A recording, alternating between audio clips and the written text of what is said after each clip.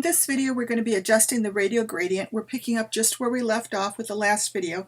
This is going to be step 1 on page 285.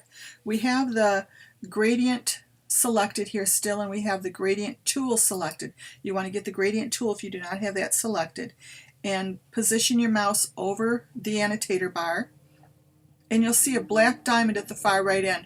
We're going to use that black diamond by grabbing it and pulling it out a little bit to the right, close to the edge of the circle, to expand the size of that a little bit. Notice it is still round. We're going to be changing the shape of that so it better fits our oval or our ellipse shape. Now there's two ways to change that shape. One is to do it manually. You'll notice there's a black dot, a little black round dot at the top of the dotted line that indicates the outside edge of the gradient shape. We can pull that down to try to better fit that shape. Or you can come over here to the gradient panel while that is selected and type in the value that we're looking for. In this case it's 80, so I'm going to type 80 and hit tab, and that resizes it to be a size that better fits that area there. So the aspect ratio changes the radial gradient into an elliptical gradient by what we just changed there, so it won't be truly round. And we did it both visually and manually. Or visually is manually, excuse me. We did it both visually and through the dialog box.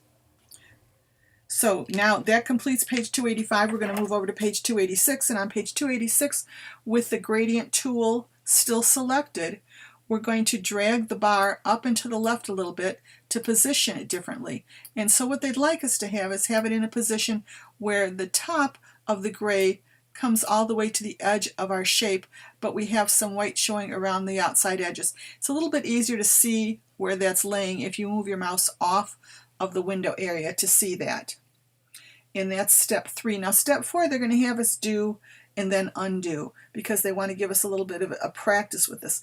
Another way to make a change here is to come over to the far left edge of the gradient bar where there's a white circle, and we're going to reposition where this radial color starts, the color that's in the center that's going to be blue for the longest. So we can move that into another position by pulling that over. The dot represents the center of the gradient, and we were able to move that over. Now we're going to do an undo. That's Command Z or Control Z on a Windows computer.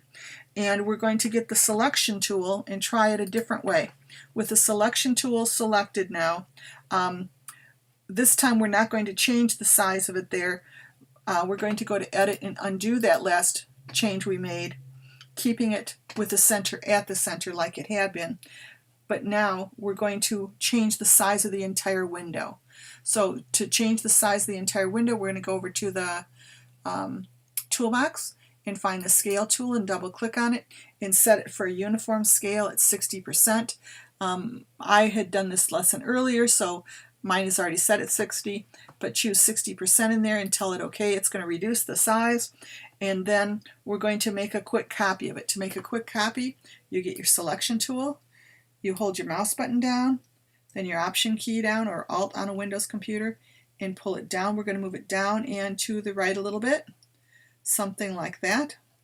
And then lift your mouse finger before your other fingers, and you will see now that you have a duplicate of the window. It's in position there twice. That completes us through the bottom of page 286.